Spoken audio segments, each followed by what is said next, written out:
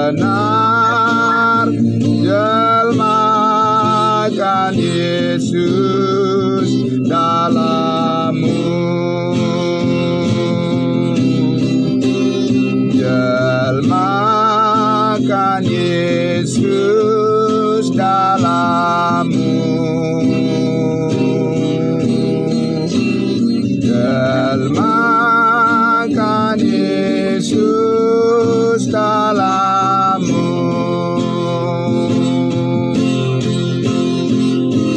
Sampaikan firman-Nya indah dan benar, jelmakan Yesus dalammu.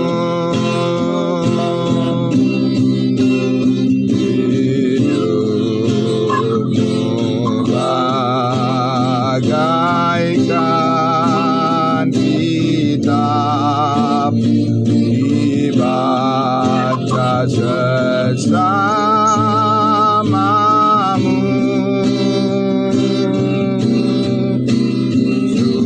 sudahkah isi dan makna nyatakan Yesus dalammu.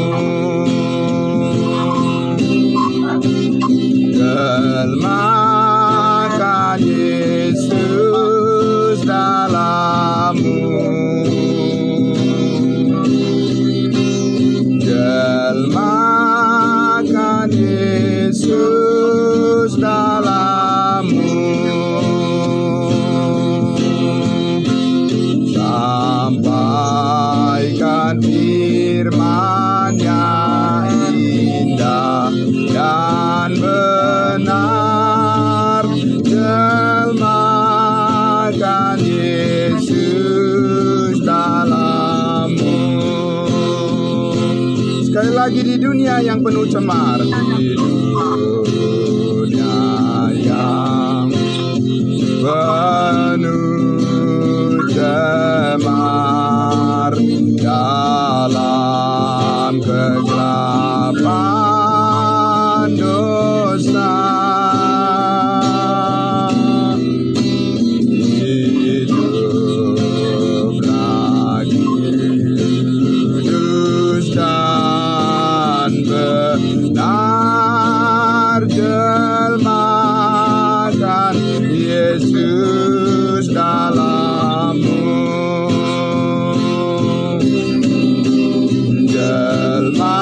Jelmakan Yesus dalammu.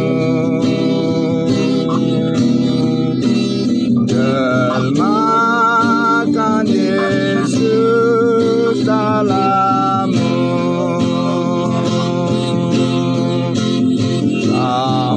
Sampaikan firman-Nya indah dan benar, jelmakan Yesus dalammu.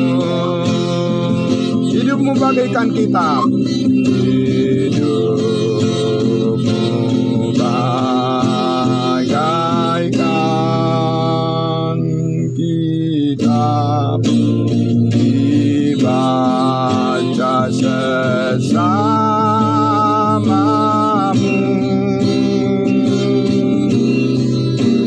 sudahkah isi dan makna nyatakan Yesus dalammu.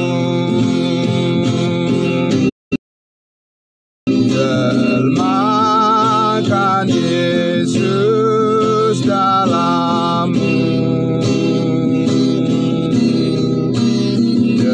Jelmakan Yesus dalammu.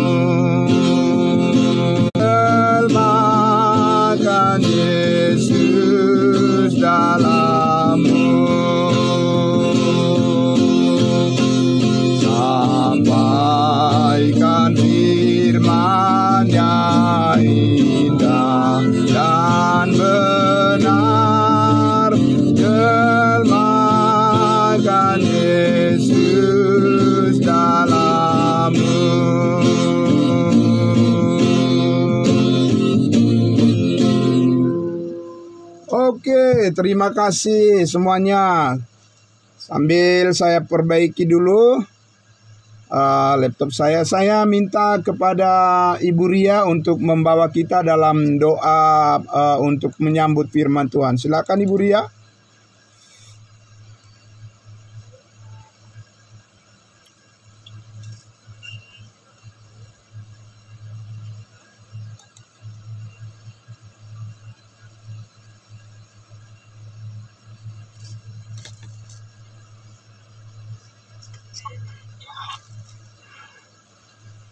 Baik, Bapak Ibu, hari ini kita akan mendengarkan firman Tuhan. Sebelumnya kita satu dalam doa. Ya, silakan Bu. Mari kita berdoa. Surga, Bapa yang kami kenal dalam nama Tuhan Yesus, Tuhan, kembali kami mengucap syukur dan berterima kasih atas semua Tuhan yang bagi setiap kami setiap hari ini dalam tugas pelayanan dan pekerjaan itu bagi setiap kami. Ya. Terima kasih Tuhan, kami boleh mengerjakannya dengan seluruh kehendak Tuhan. Terima kasih untuk kekuatan kesehatan, hikmat dan kebijaksanaan Tuhan taruh di hati di pikiran kami, sehingga kami boleh mengerjakan tugas dan kewajiban kami dan Tuhan kesehatan bagi setiap kami. Tuhan, terima kasih bila malam ini kami boleh bergabung join Zoom dalam ibadah kami, Kamis Ministry, Tuhan Yesus, memberkati setiap kami yang hadir pada malam ini. Kami hendak mau belajar firman Tuhan melalui hamba-Mu, Bapak Pendeta Charles Montora.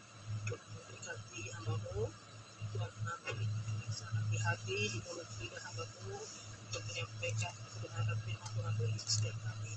Terima kasih Tuhan, kami serahkan ibadah kami ini dalam tangan kasih-Mu. Kami juga dari teman-teman, saudara kami yang ingin menjoin juga pada malam ini. Tuhan mereka untuk boleh dapat segera bergabung bersama-sama, boleh mendengarkan firman Tuhan. Bapak, kami serahkan hamba-Mu Tuhan, Bapak Charles Montora dalam tangan kasih-Mu. Terima kasih Tuhan Yesus, kami dalam nama Tuhan Yesus kami sudah berdoa, mengucap syukur, haleluya, amin. Amin.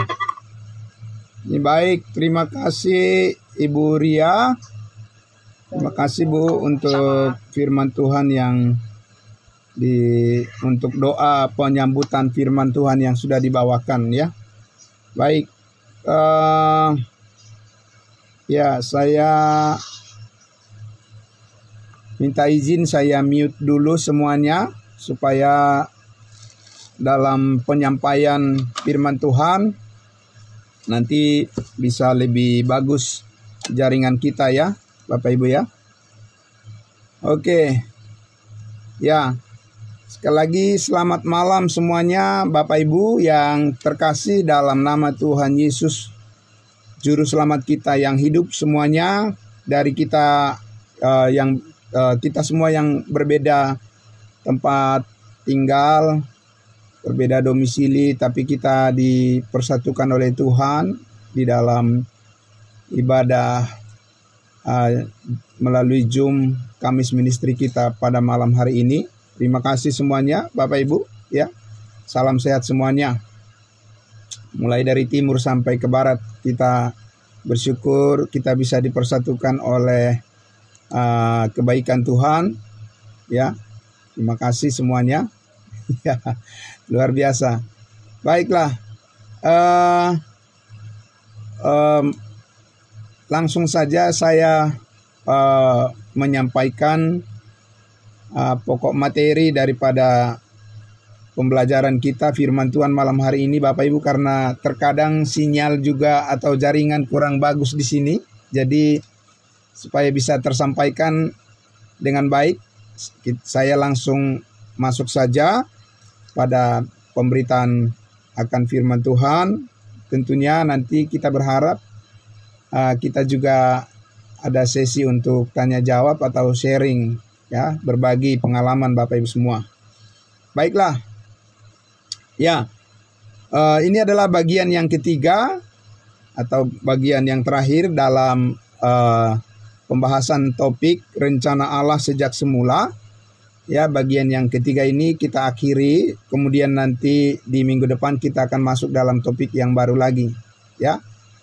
Nah, Bapak Ibu Saudara yang dikasihi Tuhan Yesus, saya sudah menyampaikan sejak di awal bagian yang pertama. Kalau ada di antara kita yang belum atau mungkin pada saat kita membahas di bagian pertama dan kedua tidak hadir, itu bisa dilihat nanti di video kita di YouTube kita di channel Gerika Makedonia, ya. Nah, saya sudah jelaskan sejak di awal Bapak Ibu Saudara berdasarkan firman Tuhan dari Kejadian pasal 1 ayat 1. Di situ sudah tersirat bahwa rencana Allah sejak semula ada dua lokus, ya, ada dua tempat, ada dua destinasi yang diciptakan oleh Allah menjadi tempat daripada kediaman umatnya, dua kelompok umat Allah yang kudus, dua-duanya yang kudus, baik yang di sorga maupun yang di bumi, ya. Nah, ini penting kita pahami dengan baik supaya kita jangan sampai terkacaukan di dalam hal pelayanan kita, campur aduk antara program Allah yang surgawi dengan program Allah yang dunia, ya, bumiawi gitu ya, yang di bumi, tercampur aduk di dalam pelayanan kita karena kita tidak menempatkan firman Allah sesuai dengan programnya, sesuai dengan rencananya, ya. Nah, jadi tentu setelah kita melihat mulai dari kitab Perjanjian Lama, Bapak Ibu sekalian, itu mungkin bisa dikatakan hampir 70% ya. Hampir 70% sampai kitab Perjanjian Baru itu sebagian besar itu adalah berbicara tentang program Allah yang di bumi. Ya, jadi Bapak Ibu semua didengarkan, disimak dengan baik supaya nanti dalam diskusi-diskusi berikutnya kita bisa lebih konstruktif, ya. Jadi bukan lagi kita memahami dengan tumpang tindih, ya, tetapi kita bisa memilah, membagi dengan tepat firman Allah yang sesuai dengan pekerjaan Allah yang didasarkan pada programnya, dua program Allah yang tentu saat ini hanya satu yang berjalan, tetapi ya itu semua ada sebabnya, ya. Nah, intinya adalah bahwa ketika Tuhan Allah sudah memulai dari kitab Kejadian pasal 1 ayat 1, pada mulanya Allah menciptakan langit dan bumi. Dari kitab Perjanjian Lama itu kita lihat, ya, Allah berbicara tentang programnya yang di bumi, bukan programnya yang di surga, ya. Jadi semua firman Allah yang disampaikan mulai dari sejak Tuhan memulai dari Adam, ya, Allah berfirman kepada Adam dari masa dispensasi kesucian tentunya, ya. Itu adalah rencana Allah untuk bumi ini, ya. Sehingga seperti yang di lagu yang dinyanyikan oleh yang diciptakan atau yang ditulis oleh Ibu Dewi, seandainya dulu orang tidak berdosa, maka di bumi ini akan hidup seperti di surga, ya, begitu lagunya. Nah, artinya manusia tidak akan mati dan akan hidup kekal di bumi ini, ya. Nah, tetapi karena akibat daripada dosa adalah maut, maka rencana Allah yang dari semula melalui Adam yang suci itu menjadi buyar karena dosa, ya. Tapi rencana Allah tidak akan pernah gagal. Amin. Rencana Allah tidak pernah gagal. Dia akan tetap lakukan, dia akan tetap kerjakan apa yang menjadi rencananya, baik untuk sorga maupun untuk bumi. Suatu saat kelak nanti itu semuanya akan dipulihkan oleh Tuhan, akan disempurnakan di dalam Kristus Yesus, ya, akan disempurnakan. Namun kita lihat Bapak Ibu, apa yang disampaikan oleh para nabi seluruhnya, ya, saya ulang sekali lagi, apa yang disampaikan oleh para nabi, ya, nabi-nabi orang Israel, bangsa Israel seluruhnya itu adalah berkaitan dengan program Allah yang di bumi. Ya, baik hukum Taurat, ya, apa yang disampaikan oleh Daud, apa yang disampaikan oleh Nabi Yesaya, Nabi Yeremia, ya, Nabi Hosea, Nabi Maleaki, ya, Zakaria, semuanya itu adalah berbicara tentang program Allah bagi bumi ini melalui sebuah bangsa, satu bangsa pilihan, yaitu bangsa Israel. Ya, nah, karena itu kita akan coba lihat sepintas lagi, ya, bagaimana nabi-nabi daripada orang Israel atau imam-imam atau raja-raja daripada orang Israel, bahkan rasul-rasul daripada bangsa Israel, itu selalu menaruh pengharapannya, ya, bukan untuk naik dalam pengangkatan ke surga harapan mereka, tetapi menantikan kerajaan Allah yang disebut dengan kerajaan sorga. Jadi bedakan Bapak Ibu, ya. Kerajaan Allah dengan kerajaan sorga itu sudah saya jelaskan, dan akan saya jelaskan lagi dalam satu topik untuk di hari-hari yang akan datang, ya. Bahwa baik yang di sorga maupun yang di bumi, keduanya itu adalah kerajaan Allah. Karena kerajaan Allah artinya Allah yang berkuasa baik di sorga maupun di bumi. Tapi secara khusus berbicara tentang kerajaan sorga, ya, itu adalah kerajaan Allah yang didirikan di bumi ini, ya, melalui bangsa Israel, ya. Jadi akhirnya nanti itu akan diwujudkan tentunya. Sebagaimana kita tahu, kita sudah walaupun kita belum sampai kepada pelajaran dispensasi kerajaan 1000 tahun, tapi kita sudah melihat bahwa satu saat nanti akan ada kerajaan sorga di bumi ini, kerajaan 1000 tahun namanya, ketika Tuhan Yesus datang kedua kali. Dan itu adalah melalui bangkitnya bangsa Israel menjadi imam-imam yang rajani, ya. Mereka akan memerintah sebagai imam bersama-sama dengan Kristus di Yerusalem. Dan mereka, bangsa Israel, akan menjadi kepala dan bangsa lain akan menjadi ekor. Nah, kemudian juga pada akhirnya nanti akan berakhir di bumi yang baru, ya. Bumi yang baru, dan di bumi yang baru itu ada kota khusus, ya, yang turun dari sorga, namanya Yerusalem baru, 12 pintu dikatakan di kitab Wahyu, ya. Nah, jadi orang-orang Israel yang akan menempati secara khusus yang disebut dengan Yerusalem baru itu, ya. Nah, Bapak Ibu sekalian, saya tidak akan terlalu jauh ke situ karena saya hanya menyampaikan secara ringkas saja untuk kita sedikit melihat lagi bagaimana orang-orang Israel selalu menaruh pengharapannya bukan kepada pengangkatan di awan-awan, tidak, ya. Tidak ada pernah orang Israel, baik Petrus maupun nabi-nabi Yohanes Pembaptis, ya, tidak pernah mereka berpikir bahwa mereka akan diangkat di awan-awan, tetapi mereka menantikan Yesus di bumi ini, ya.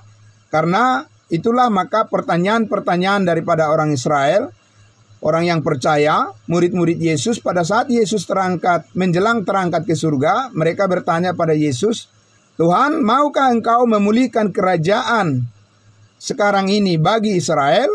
Nah, itu. Jadi itu adalah merupakan manifestasi daripada iman mereka. Ya, itu adalah merupakan wujud atau merupakan bukti tanda bahwa mereka beriman akan tetap menantikan akan kerajaan Allah, kerajaan sorga, ya, di bumi ini bagi mereka. Nah, jadi saya mengajak kita untuk melihat lagi penegasan ini di dalam Lukas pasal 1, Bapak Ibu. Mari kita lihat di dalam Lukas pasal 1. Ya, Lukas pasal 1.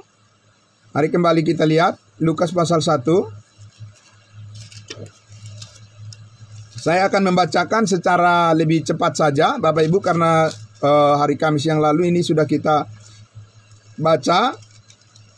Tetapi saya ingin menekankan sekali lagi bahwa rencana program Allah, ya, kerajaannya bagi bangsa Israel itu, Alkitab mengatakan itu dinyatakan sesudah dunia dijadikan. Bukan sebelum dunia dijadikan, sesudah dunia dijadikan. Ya. Kita lihat di dalam Lukas pasal 1 ayatnya yang ke-67. Ya, saya akan membacakan lagi Bapak Ibu bagaimana Zakaria bersukacita pada saat kelahiran daripada Yohanes Pembaptis yang mendahului Yesus untuk menyatakan penyambutan mereka terhadap Mesias, ya, yang didahului oleh Yohanes Pembaptis. Dan inilah dikatakan di ayatnya yang ke-67. Dan Zakaria ayahnya penuh dengan ayahnya Yohanes Pembaptis, penuh dengan Roh Kudus, lalu bernubuat katanya, terpujilah Tuhan Allah Israel. Tidak dikatakan terpujilah Allah Tuhan semua orang, tidak. Allah Israel. Jadi jelas secara khusus Zakaria menyatakan itu secara eksklusif. Dia mengklaim bahwa Allah itu, Tuhan itu adalah Allahnya Israel. Sebab ia melawat umatnya. Umatnya yang mana? Bukan umatnya yang sekarang kita kenal sebagai gereja tubuh Kristus. Tidak, ya. Umatnya di situ adalah umatnya berbicara tentang bangsa Israel. Dan yang membawa kelepasan baginya. Membawa kelepasan bagi bangsa Israel. Ia menumbuhkan sebuah tanduk keselamatan bagi kita di dalam keturunan Daud, hambanya itu. Jadi jelas sekali Bapak Ibu Saudara, bahwa berbicara tentang kerajaan sorga di bumi itu selalu dikonfirmasi dengan nabi-nabi perjanjian lama, ya, antara lain dengan Daud, ya, karena yang menjadi Mesias, yang menjadi raja di kerajaan sorga di bumi itu adalah keturunan Daud. Itu yang dijanjikan kepada Daud bahwa tidak akan berkesudahan, ya, pemerintahan daripada kerajaan Allah melalui keturunan daripada Daud, Raja Daud. Dan tentu itu menunjuk kepada Yesus Kristus sebagai anak Daud. Dikatakan Yesus adalah anak Daud, ya. Yesuslah yang bertahta di kerajaan Daud di bumi ini. Nah, ayatnya yang ke-70. Seperti yang telah difirmankannya sejak purbakala. Ya, sejak purbakala oleh mulut nabi-nabinya yang kudus. Kata sejak purbakala inilah yang sudah kita lihat hari Kamis yang lalu, dan saya akan ulangi lagi. Bukan purbakala, ya. Yang lebih tepatnya adalah sebetulnya dikatakan kalau di Alkitab yang berbahasa Inggris, di King James Version dikatakan since the world began. Since the world began, sejak dunia ini dijadikan. Purbakala itu masih belum jelas itu, ya kan, startnya kapan, mulainya kapan. Jelas di sini dikatakan sejak dunia dimulai. Itulah janji Allah, ya, itulah yang difirmankan oleh Allah melalui nabi-nabi bangsa Israel sejak dunia dijadikan, ya. Nah, jadi sebelum dunia dijadikan belum dinyatakan itu.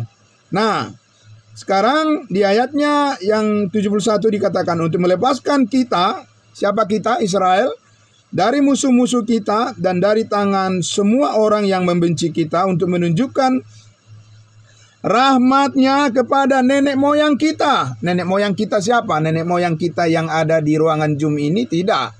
Nenek moyang bangsa Israel. Nenek moyang bangsa Israel itu siapa? Ya, kita baca selanjutnya. Dan mengingat akan perjanjiannya yang kudus, yaitu sumpah yang diucapkannya kepada Abraham, bapa leluhur kita, bahwa ia mengaruniai kita. Ya, jadi ini adalah merupakan perjanjian daripada Allah kepada, awalnya adalah kepada nenek moyang bangsa Israel, yaitu Abraham.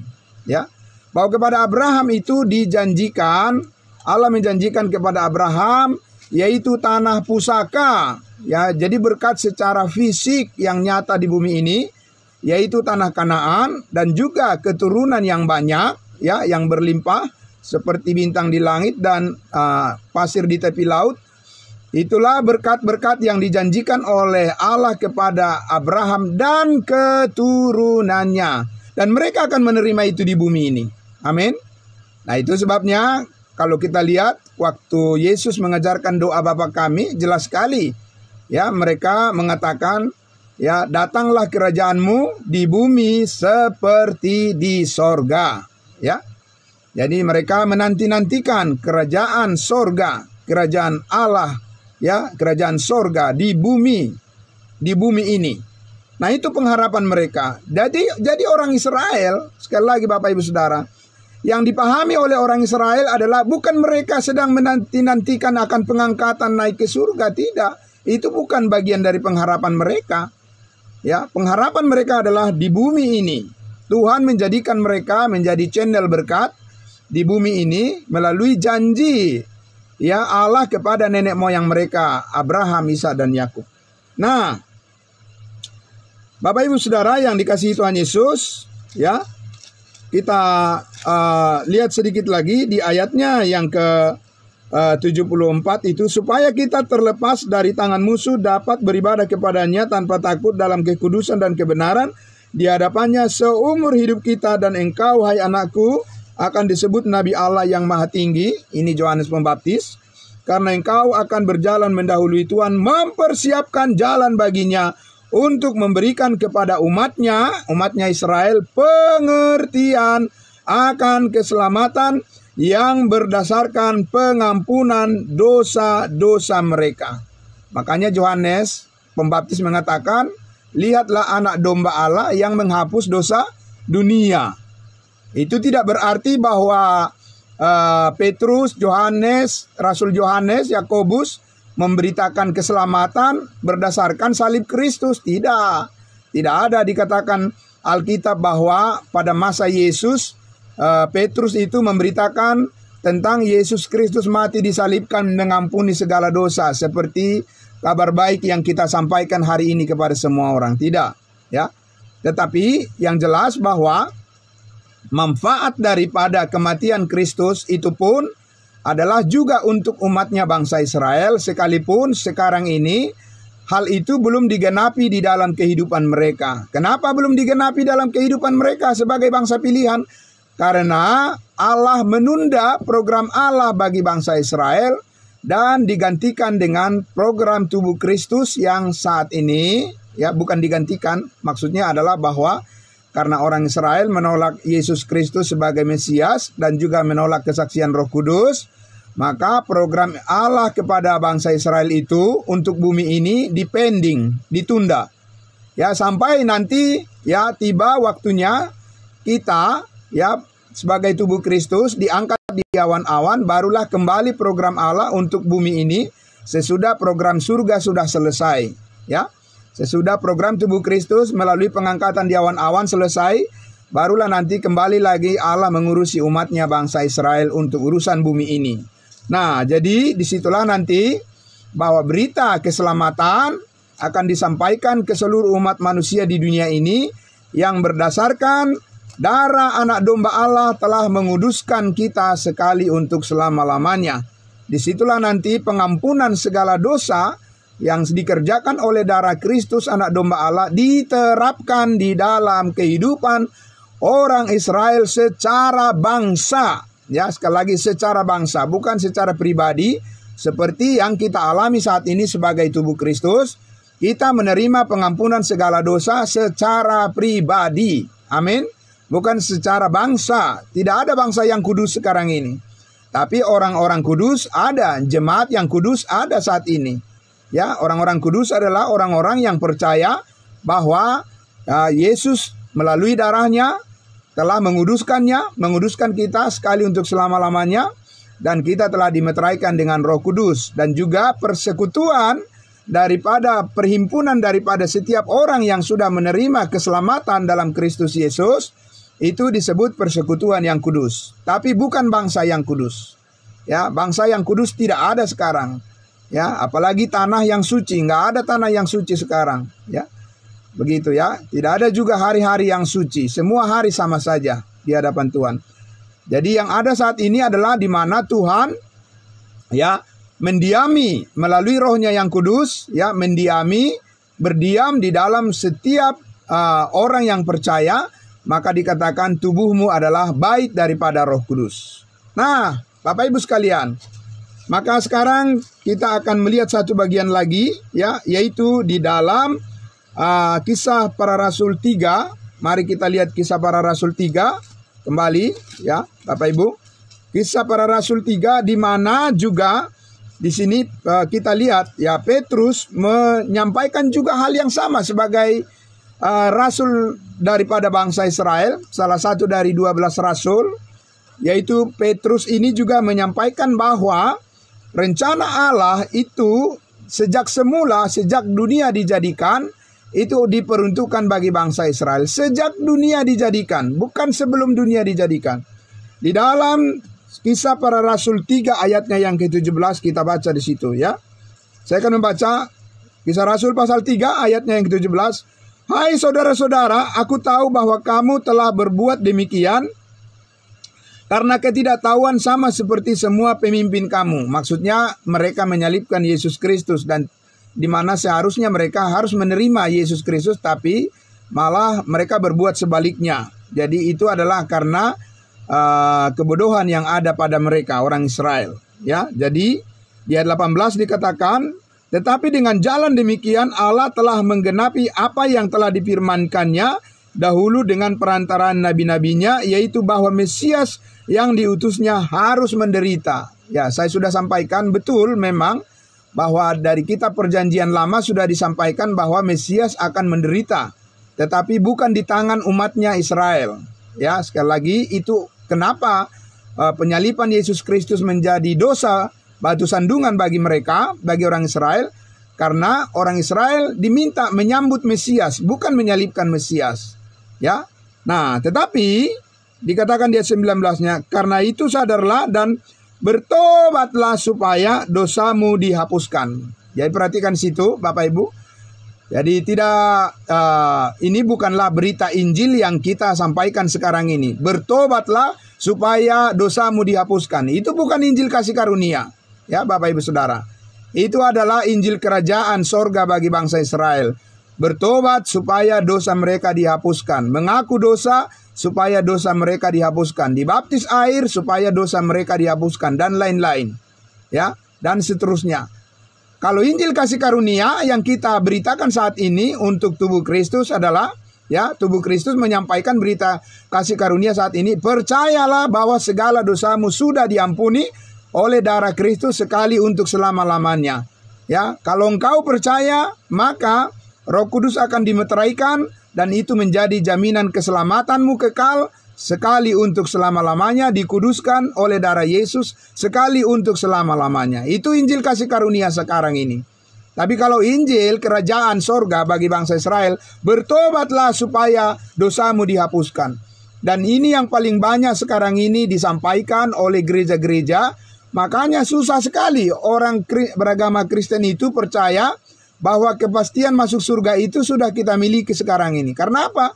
Karena mereka merasa belum bertobat. Ya, karena mereka merasa masih banyak dosa. Ya, mereka masih merasa harus minta ampun kepada Tuhan. Karena mereka masih merasa bahwa mereka harus membayar perpuluhan supaya dosa-dosa mereka diampuni. Mereka masih harus merasa harus berdoa supaya mereka diselamatkan. Mereka masih harus merasa berbuat baik supaya mereka diselamatkan dan banyak hal lagi. Ya, nah itu yang mengakibatkan sekali lagi kekeliruan di dalam pemberitaan Injil saat ini, menyebabkan banyak orang menjadi bingung sebenarnya. Ya, orang Kristen itu sudah selamat apa belum sih? Gitu ya. Apa orang Kristen itu sudah selamat atau belum? Karena apa? Mereka masih menginginkan pertobatan supaya dosa mereka diampuni. Berarti belum juga diampuni kan? Nah itu Bapak Ibu. Ya, nah sedangkan kita mengerti, kita tahu bahwa Paulus mengatakan bahwa semua dosa kita telah diampuni oleh Tuhan Yesus, oleh korban darahnya, oleh tubuhnya, dan itu semua dipakukan di atas kayu salib. Amin. Ya, sekali untuk selama-lamanya. Sebab kematiannya adalah kematian terhadap dosa, satu kali untuk selama-lamanya. Roma pasal 6 ayat 10. Nah Bapak Ibu sekalian, karena itu yang mau kita lihat adalah di ayatnya yang ke-21 ini. Ya, Kristus itu harus tinggal di sorga sampai waktu pemulihan segala sesuatu seperti yang difirmankan Allah dengan perantaraan nabi-nabinya yang kudus di zaman dahulu. Kata di zaman dahulu boleh Bapak Ibu cek di dalam Alkitab berbahasa Inggris, itu dikatakan since the world began. Ya, since the world began. Jadi sejak dunia ini dijadikan. Itu sama dengan Lukas pasal 1 tadi, di mana Nabi Zakaria mengatakan sejak dunia dijadikan, rencana Allah itu dinyatakan bagi bangsa Israel bahwa mereka adalah umat kerajaannya di bumi. Oke? Nah, baik Bapak Ibu Saudara, sekarang di dalam mengakhiri bagian yang terakhir dari sesi topik rencana Allah yang sejak semula ini, yaitu surga dan bumi, saya akan menjelaskan bahwa ya, saat ini Allah sedang bekerja menjalankan programnya bukan untuk bumi ini, tapi program Allah untuk surga. Ya, program Allah untuk surga ini dirahasiakan berabad-abad lamanya, barulah dibukakan melalui Rasul Paulus sebagai rasul bangsa lain sesudah Yesus naik ke surga. Ya, ulang sekali lagi, pada saat Yesus ada di bumi, ketika dia di tengah-tengah bangsa Israel, Yesus tidak pernah membukakan rahasia ini. Tetapi sesudah dia naik ke surga, barulah dia memanggil satu orang rasul lagi, Rasul Paulus namanya, dan kepada Rasul Pauluslah Yesus yang telah dipermuliakan itu menyatakan rencananya yang tersembunyi ya sejak sebelum dunia dijadikan, dan itulah saat ini program Allah yang sedang dijalankan atau yang sedang dikerjakan oleh Allah, menyelamatkan semua manusia yang percaya kepada Yesus Kristus yang sudah mati mengampuni segala dosa. Dan setiap orang yang percaya dibaptiskan ke dalam tubuh Kristus satu kali untuk selama-lamanya. Nah, untuk itu Bapak Ibu Saudara, saya mengajak kita untuk melihat di dalam 1 Korintus pasal 12. Mari kita lihat Alkitab kita. Tentunya kalau kita berbicara tentang rencana Allah mengenai tubuh Kristus, ya, itu hanya ada di dalam kitab surat-surat Paulus. Ulang sekali lagi. Berbicara tentang tubuh Kristus, program Allah yang surgawi hanya ada di dalam firman Allah yang ditulis oleh Paulus dalam surat-suratnya dari Roma sampai Filemon, Rosamon, ya. Nah, karena itu kita lihat di dalam 1 Korintus pasalnya yang ke-12, ya. Jadi Bapak Ibu Saudara tidak akan menemukan ya firman Allah yang disampaikan kepada tubuh Kristus di dalam Matius, Markus, Lukas, Yohanes, tidak. Ya, itu semua firman yang disampaikan oleh Yesus Kristus dan rasul-rasulnya kepada bangsa Israel. Kita lihat di dalam 1 Korintus pasalnya yang ke-12 ayatnya yang ke-12. 12 ya. 1 Korintus 12 ayat 12 saya bacakan. Ya. Karena sama seperti tubuh itu satu dan anggota-anggotanya banyak, dan segala anggota itu sekalipun banyak merupakan satu tubuh. Demikian pula Kristus, ya. Jadi setiap orang yang telah dimeteraikan dengan Roh Kudus, kita adalah anggota tubuh Kristus. Walaupun kita berbeda-beda di dalam talenta kita, dalam karunia kita, tapi kita satu tubuh, yaitu tubuh Kristus. Itulah jemaat gereja tubuh Kristus saat ini yang sedang dibangun oleh Allah melalui pekerjaan kasih karunia-Nya. Ayatnya yang ke-13. Sebab dalam satu roh kita semua, baik orang Yahudi maupun orang Yunani, baik budak maupun orang merdeka, telah dibaptis menjadi satu tubuh. Ya, telah dibaptis menjadi satu tubuh. Jadi kita ini sudah dipersatukan, sudah dimasukkan ke dalam tubuh Kristus. Roh Kudus mengambil kita ketika kita percaya. Ya, semua dosa kita diampuni oleh Allah melalui pengorbanan Yesus Kristus di atas kayu salib. Ketika kita percaya hal itu sebagai pekerjaan Allah yang sempurna, maka kita langsung dimeteraikan dengan Roh Kudus, dan Roh Kudus mengambil kita dari kehidupan lama kita, kemudian kita dimasukkan ke dalam tubuh Kristus. Sekarang kita adalah manusia baru. Sekarang kita hidup sebagai ciptaan baru, ya.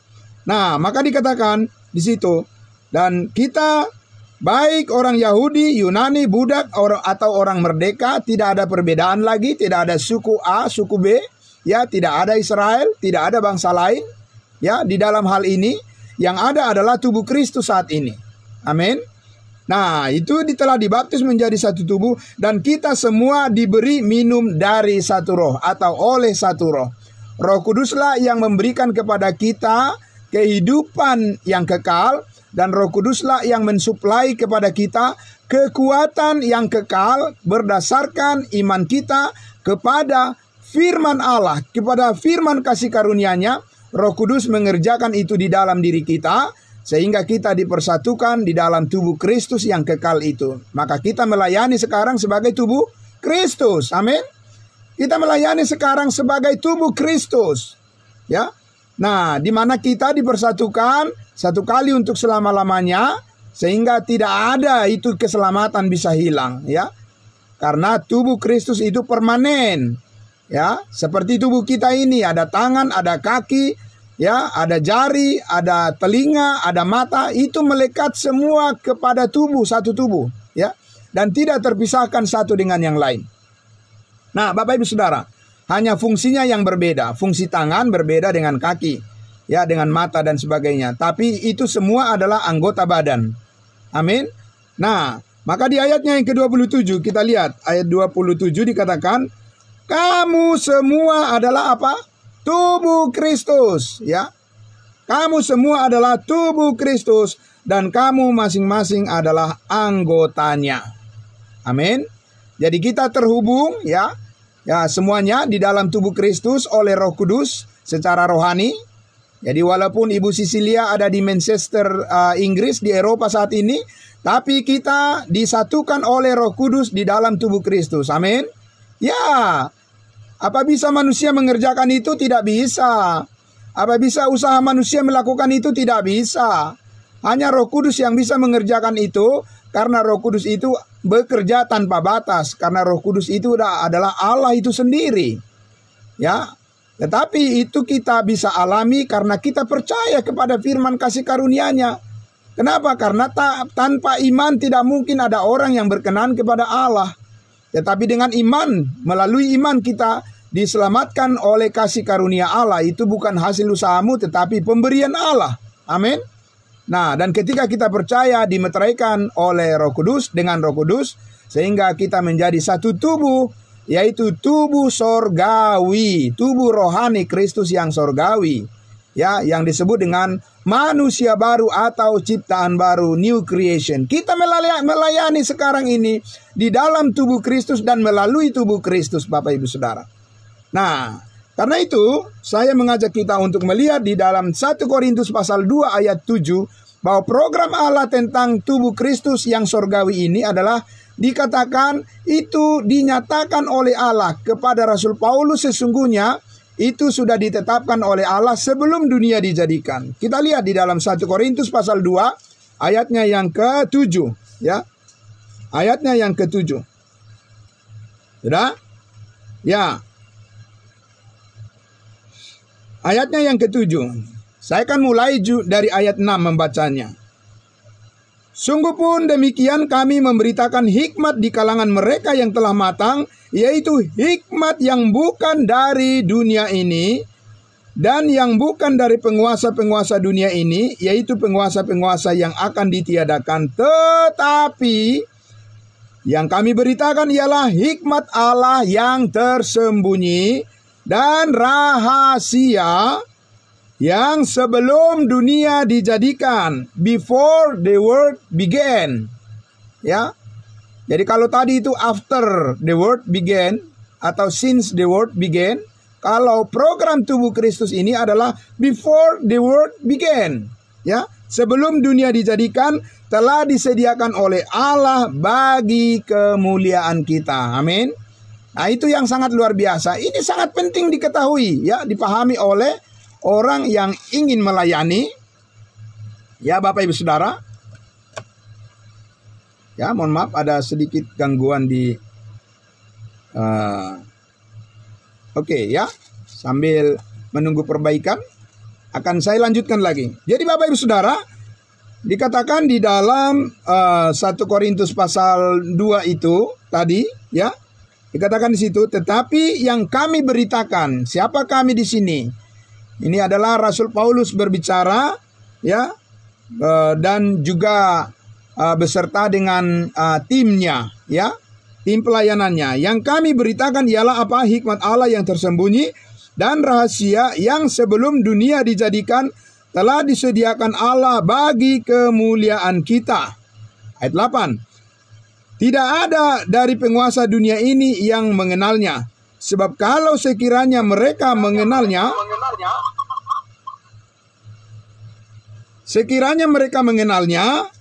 maka dikatakan mereka tidak akan menyalibkan Tuhan yang mulia itu. Bapak Ibu Saudara, ada satu rahasia di sini yang disampaikan. Ya, rahasianya apa? Kalau menurut perkiraan atau perhitungan daripada iblis, kalau Yesus Kristus disalibkan Mesias, maka keselamatan tidak akan sampai lagi ke ujung bumi. Tidak akan sampai lagi ke bangsa-bangsa lain. Keselamatan itu, ya, kalau orang Israel telah digagalkan, ya, dengan cara bagaimana? Dengan cara membunuh Mesias. Karena orang Israel akan bisa menjadi berkat bagi seluruh bangsa di bumi. Melalui mereka keselamatan akan sampai ke seluruh bumi kalau Yesus Kristus ada di tengah-tengah mereka. Kalau Yesus Kristus menjadi Mesias, ya, yang diterima sepenuhnya oleh bangsa Israel. Tapi kalau Mesias, Yesus Kristus dibunuh, ya, kalau Yesus Kristus dimatikan, maka sudah tamatlah rencana penyelamatan bagi orang-orang di seluruh bumi ini melalui bangsa Israel. Itulah sebabnya iblis berusaha mematikan Yesus Kristus. Itulah sebabnya iblis melalui tangan orang-orang berdosa tidak mengenal kasih, melalui tangan mereka lah maka, ya, Yesus Kristus disalibkan, dibunuh dan disalibkan. Tapi Bapak Ibu Saudara, justru sekarang, ya, iblis itu tertipu dengan dirinya sendiri. Kenapa dia tertipu dengan dirinya sendiri? Karena justru melalui kematian Yesus Kristus, darahnya yang tercurah di Bukit Kalvari, itu menjadi dasar pengampunan segala dosa umat manusia di bumi ini. Amin. Ya, pengampunan segala dosa kita. Sehingga keselamatan itu jauh lebih mudah tersampaikan kepada semua orang. Dan keselamatan itu diberikan secara cuma-cuma. Amin. Ya, Bapak Ibu Saudara. Jadi tidak perlu lagi harus melakukan hukum Taurat, tidak perlu lagi harus menjadi agama Yahudi, tidak perlu lagi harus pergi ke Yerusalem, tidak perlu lagi harus melakukan berbagai ritual keagamaan bangsa Israel, bangsa Yahudi, supaya orang bisa menerima kebenaran atau keselamatan dalam Kristus. Tapi hanya melalui iman kepada Yesus Kristus yang sudah mati di Bukit Kalvari mengampuni semua dosa, maka oleh karena iman setiap orang dibenarkan dengan cuma-cuma. Jadi berarti Bapak Ibu Saudara, di sini iblis tertipu. Seandainya tahu iblis, ya Bapak Ibu Saudara, kalau iblis tahu, kalau setan tahu bahwa melalui kematian Kristus semua dosa manusia diampuni, kira-kira iblis mau nggak akan mematikan Yesus Kristus, Bapak Ibu Saudara? Ya. Itu yang kita lihat di sini. Karena apa? Karena tujuan iblis adalah supaya manusia masuk neraka semuanya bersama-sama dengan dia. Nah, tetapi disitulah rahasia Allah dibukakan. Justru melalui kematian Kristus lah sekarang keselamatan jauh lebih mudah diterima oleh semua orang tanpa perbedaan suku bangsa, tanpa perbedaan warna kulit, tanpa perbedaan strata sosial, tanpa perbedaan tembok-tembok apapun, tidak ada lagi, semua sudah dirubuhkan oleh Kristus melalui darahnya. Dan di atas kayu salib dia katakan sudah selesai. Amin. Tetelestai, sudah selesai. Sekarang keselamatan masuk surga diberikan secara cuma-cuma kepada setiap orang yang percaya tanpa pandang bulu. Ya, tidak ada Israel, tidak ada bangsa lain. Ya, tidak ada, semua siapa saja yang percaya beroleh hidup yang kekal. Amin. Bukan karena perbuatan, bukan karena usaha, bukan karena taat melakukan sesuatu. Tidak. Semua sudah dilakukan oleh Kristus di atas kayu salib. Bapak Ibu Saudara, itu adalah rahasia yang tersembunyi. Sebelum dunia dijadikan, sudah dipersiapkan oleh Allah menjadi kemuliaan kita di dalam Kristus Yesus sebagai tubuh Kristus yang surgawi. Amin. Mari kita buka Efesus pasal 1. Bapak Ibu Saudara, sedikit lagi ya. Efesus pasal 1, mari kita buka. Efesus pasal 1, kita baca Bapak Ibu dari ayatnya yang ketiga. Dari ayatnya yang ketiga, dan kita akan temukan nanti di ayat 4.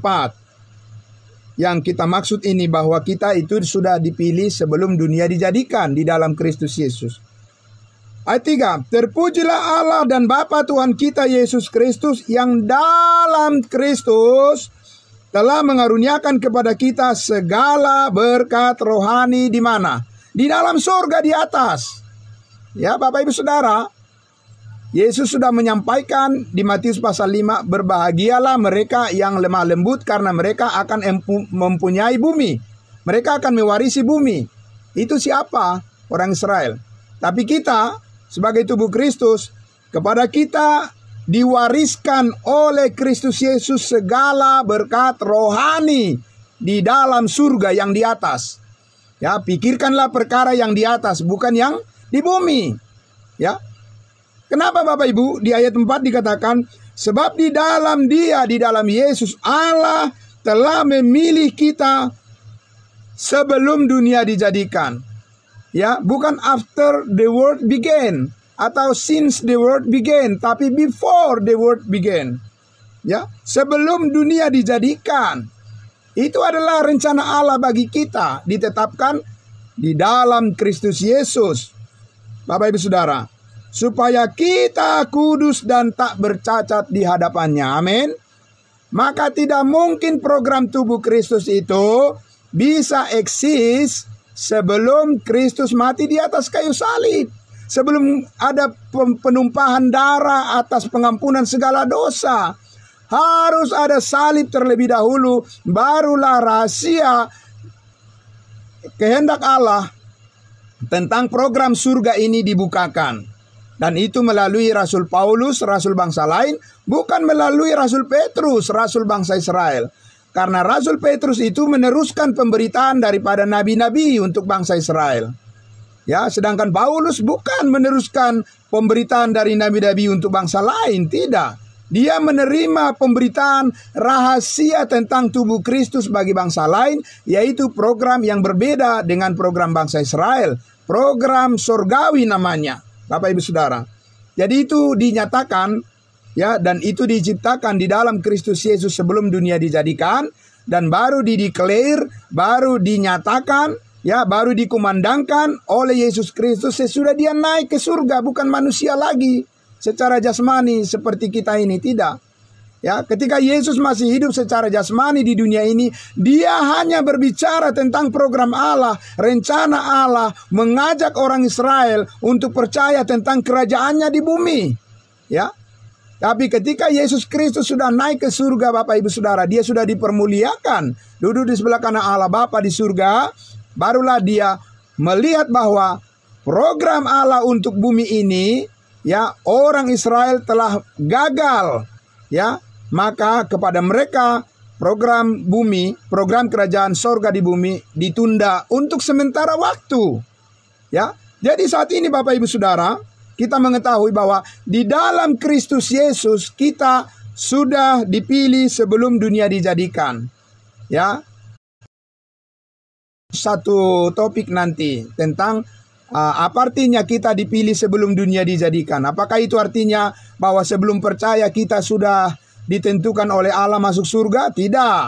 Ya, karena ada pengajaran seperti itu, bahwa sebelum dunia dijadikan Allah sudah menentukan siapa yang masuk surga. Ya, Bapak Ibu Saudara, berarti tidak perlu lagi percaya. Untuk apa percaya? Ya kan? Karena kalau sebelum dunia sudah ditentukan siapa yang masuk surga, lalu untuk apa kita percaya? Sedangkan kita tahu ketika kita percaya baru dimeteraikan dengan Roh Kudus. Ya. Jadi ini adalah bahwa Kristus Yesuslah yang dipilih oleh Allah sebelum dunia dijadikan menjadi jalan keselamatan bagi kita di dalam kekudusan penebusan oleh darahnya yang sempurna sekali untuk selama-lamanya. Mari kita lihat lagi di dalam 2 Timotius pasal 1 ayat 9. 2 Timotius pasal 1 ayatnya yang ke-9. Mari Bapak Ibu, ya, kita lihat dalam 2 Timotius pasal 1 ayatnya yang ke-9. Ya, 2 Timotius pasal 1 ayatnya yang ke-9. Saya akan membacakan firman Tuhan. Demikian dikatakan, Dialah yang menyelamatkan kita. Siapa dia? Yesus Kristuslah yang menyelamatkan kita. Kita dengan panggilan kudus, bukan dengan panggilan berdosa. Ya, Bapak Ibu Saudara. Ya, kita bukan dipanggil sebagai orang-orang berdosa. Dulu kita adalah orang berdosa karena kita belum di dalam Kristus. Sekarang kita sudah di dalam Kristus kita. Tapi karena kita percaya kepada Kristus yang menguduskan kita oleh darahnya sekali untuk selama-lamanya. Ya, Dialah yang menyelamatkan kita dan memanggil kita dengan panggilan kudus, bukan berdasarkan perbuatan baik, bukan berdasarkan perbuatan kita, melainkan berdasarkan maksud dan kasih karunia-Nya sendiri yang telah dikaruniakan kepada kita dalam Kristus Yesus sebelum permulaan zaman, before the world began. Ya, sebelum dunia dijadikan. Itu sama dengan yang tadi disebutkan di Efesus 1 ayat 4 dan juga di 1 Korintus pasal 2 ayat 7. Jadi itu adalah maksud daripada kasih karunia Allah kepada kita sebelum dunia dijadikan, bahwa kita ini diselamatkan bukan karena perbuatan baik yang kita lakukan. Amin. Puji Tuhan Bapak Ibu Saudara. Tuhan ya memberikan kita kesempatan untuk lahir ke dunia ini di zaman kasih karunia ini. Dalam masa dispensasi kasih karunia ini, puji Tuhan kita dilahirkan ke dunia ini sehingga kita mengenal kasih karunia Allah yang telah dipersiapkan oleh Allah sebelum dunia dijadikan, yaitu bahwa kita diselamatkan hanya melalui iman, bukan dengan perbuatan baik kita. Ya, Bapak Ibu Saudara, ini sangat luar biasa. Inilah berita sukacita, berita kabar baik, berita kasih karunia yang harus kita sebarkan kepada semua orang saat ini. Karena apa? Karena Allah saat ini bekerja melalui pemberitaan Injil kasih karunia ini. Amin. Ya Bapak Ibu Saudara, jangan Injil yang lain. Ya, kalau dengan Injil yang lain, dengan perbuatan supaya masuk surga, dengan berusaha untuk masuk surga, dengan melakukan hukum Taurat supaya berkenan kepada Tuhan, Bapak Ibu Saudara, itu adalah dikatakan oleh Rasul Paulus, bukan itu yang menjadi bagian kita sekarang ini. Kita bukan orang Israel, juga bukan orang Israel rohani. Tapi tubuh Kristus sekarang ini mempunyai kesaksian adalah apa? Yesus mati, Yesus telah mati disalibkan, dengan darahnya yang kudus telah mengampuni segala dosa kita sekali untuk selama-lamanya. Setiap orang yang percaya pasti diselamatkan satu kali untuk selama-lamanya. Jadi Bapak Ibu Saudara, ini berita yang dikatakan secara rahasia baru dibukakan melalui Rasul Paulus. Mari kita lihat lagi di dalam Titus pasalnya yang pertama, ayatnya yang kedua. Titus pasal 1, kita baca lagi Bapak Ibu Saudara. Ya, Titus pasal 1 ayatnya yang kedua. Ya, Titus pasal 1 ayatnya yang kedua. Ya, saya akan membacakan dari ayat 1. Titus pasal 1 ayatnya yang kedua, tapi saya baca dari ayatnya yang pertama, saya baca sampai ayatnya yang ketiga. Dari Paulus hamba Allah. Jelas ya Bapak Ibu Saudara ya, bahwa firman ini disampaikan melalui Rasul Paulus, bukan melalui Rasul Petrus. Dari zaman, before the world began. Ya, bukan since the world began, bukan after the world began, tapi before the world began. Sebelum permulaan sudah dijanjikan oleh Allah yang tidak berdusta. Dijanjikan kepada siapa? Kepada nenek moyang kita? Tidak. Dijanjikan oleh Allah kepada Yesus Kristus sebelum permulaan zaman. Karena Yesus Kristus adalah Allah. Dia sudah ada informasi tentang rencana Allah bagi bangsa Israel sesudah dunia dijadikan. Amin. Tapi informasi yang diterima oleh Rasul Paulus mengenai tubuh Kristus yang surgawi adalah before the world began, sebelum dunia dijadikan. Itu berbeda Bapak Ibu Saudara. Paulus mengatakan, ya, Allah sebenarnya yang menyatakan, Yesus Kristus menyatakan, itu adalah sebuah rahasia yang berabad-abad lamanya belum pernah dibukakan kepada nabi-nabi bangsa Israel. Tapi sekarang dibukakan kepada kita melalui hambanya Rasul Paulus. Mari kita lihat di dalam Kolose pasal 1. Sekarang aku bersukacita, Paulus mengatakan dia bersukacita, bahwa aku boleh menderita karena kamu, ya, karena jemaat kudus, dan menggenapkan dalam dagingku apa yang masih Apa yang kurang pada penderitaan Kristus untuk tubuhnya, yaitu jemaat. Bukan penderitaan untuk tubuh Kristus di atas Bukit Kalvari. Ya, tidak ada yang bisa menambahi itu. Hanya Yesus Kristus, hanya tubuh Kristus tanggung semua dosa umat manusia di atas kayu salib. Tidak ada yang menolongnya. Tetapi untuk tubuh Kristus, yaitu jemaat yang kudus, tebusan darahnya, yaitu Bapak Ibu Saudara dan saya yang sudah diselamatkan, Paulus mengatakan dia menderita untuk itu. Dengan tugas yang dipercayakan Allah kepadaku, bukan kepada kami, kepadaku, kata Paulus, ya. Yaitu dipercayakan, ayat berapa tadi? Ayat 25, ya. Untuk meneruskan firman-Nya dengan sepenuhnya kepada kamu. Firman kasih karunia Allah diteruskan kepada jemaat tubuh Kristus, ya. Sehingga sekarang kita bisa membaca juga kitab Kolose ini salah satu. Ayat 26, yaitu rahasia yang tersembunyi dari abad ke abad dan dari turunan ke turunan tubuh Kristus. Ya, sebelum Yesus Kristus mati disalibkan, tidak pernah. Allah hanya berbicara untuk program yang di bumi, ya. Tapi karena orang Israel menolak Yesus Kristus, maka yang mendapatkan perkenanan Allah melalui kasih karunia-Nya, keselamatan diberikan secara cuma. Di dalam Kolose pasal 3 dikatakan, ya, ayatnya yang pertama. Kita baca ayat yang pertama. Dikatakan di situ, karena itu, karena apa? Bahwa kita juga sudah bangkit bersama-sama dengan Dia secara rohani. Kita ini bukan orang mati lagi. Amin. Dahulu kamu mati, tapi sekarang kamu oleh kasih karunia Allah telah dihidupkan bersama-sama dengan Kristus. Dahulu kita mati karena dosa dan pelanggaran kita, tapi sekarang kita hidup di dalam kekudusan Kristus, dalam hidup yang baru karena semua dosa kita sudah ditebus dan sudah diampuni oleh Tuhan Yesus.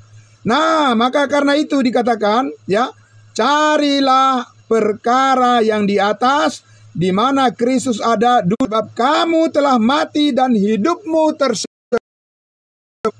bersama-sama dengan Kristus di dalam Allah. Kita telah mati bagi dosa. Ya, tidak ada lagi hubungan kita dengan dosa. Karena bersama-sama dengan Kristus kita sudah menang atas dosa. Karena kita sudah bangkit bersama-sama dengan Dia, maka hidup kita sekarang kita yang rahasia ini, dan terus akan dibukakan kepada kita pengertian bagaimana hidup kita yang baru ini menjadi kemuliaan bagi Allah kita, bagi Tuhan kita namanya. Karena itu di ayatnya yang keempat dikatakan, ya, apabila Kristus yang adalah hidup kita, amin. Kata apabila di situ if, ya, kata if di situ adalah menunjukkan fakta yang sebenarnya bahwa hidup kita adalah dalam kemuliaan. Amin. Bahwa pada akhirnya yang dikatakan oleh Rasul Paulus di dalam Efesus 1 ayatnya yang ke-14, bahwa Roh Kudus itu adalah jaminan bagi kita memperoleh seluruhnya, ya, yaitu di mana Allah akan membebaskan kita dari tubuh yang fana ini, dan akhirnya kita akan menerima tubuh kemuliaan, dan kita akan diangkat bersama-sama dengan Dia di awan-awan. Memberitakan Injil kasih karunia Allah kepada semua orang, karena itu adalah pekerjaan Kristus yang sempurna, bukan pekerjaan kita, Bapak Ibu Saudara. Pikirkan perkara yang di atas, karena saat ini Kristus sebagai kepala dan kita adalah anggota tubuhnya. Allah sejak semula surga dan bumi. Sudah jelas kita pahami. Pengharapan kita sekarang adalah di mana perkara yang di atas, perkara surgawi adalah jauh lebih baik daripada perkara duniawi. Amin. Maka kita mengarahkan pikiran kita, konsentrasi kita, fokus kita untuk memberitakan Injil kasih karunia Allah, karena itu adalah pekerjaan perkara yang di atas. Kami akan Yesus Kristus sebagai Allah kami, sebagai juru selamat kami yang begitu luar biasa memberkati hidup kami. Biarlah kiranya malam hari ini semua diteguhkan hati daripada setiap orang yang percaya, dan kami semua bersama ini saling mendukung, saling mendoakan, saling menopang, saling meneguhkan, dan bertumbuh bersama dan kuat bersama oleh karena Roh Kudus